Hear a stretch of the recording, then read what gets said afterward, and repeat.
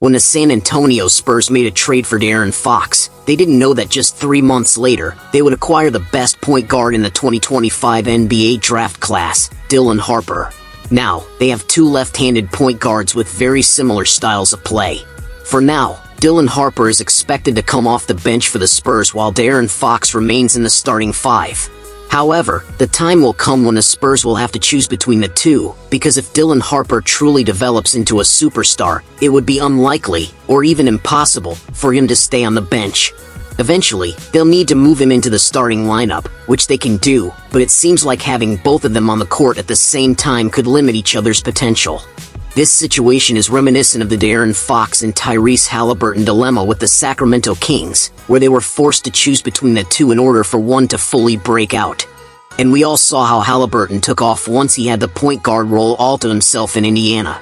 The same thing happened with James Harden when he left OKC and took over the point guard spot in Houston.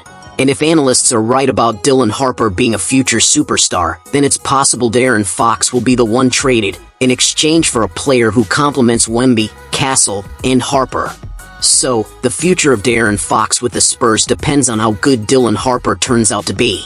But if Harper still hasn't shown superstar potential by the time his rookie contract ends in 3 years, then he could be the one traded, or he might remain stuck as just a backup point guard. Do you think Dillan Harper and De'Aaron Fox can thrive while sharing the court? Now let's move on to Nikola Vucevic. The former two-time All-Star is still being shopped around by the Chicago Bulls, as his age no longer quite fits with the team's direction.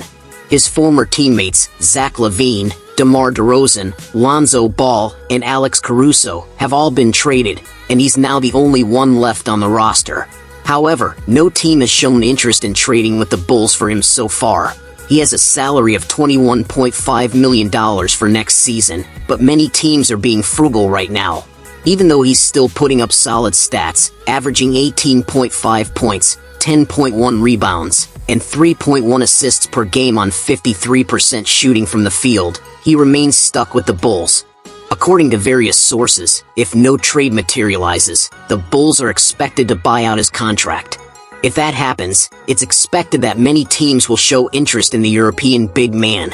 He's still a starting caliber center, and several teams are in need of a player like him, including the Boston Celtics, Golden State Warriors, Los Angeles Lakers, Indiana Pacers, and others.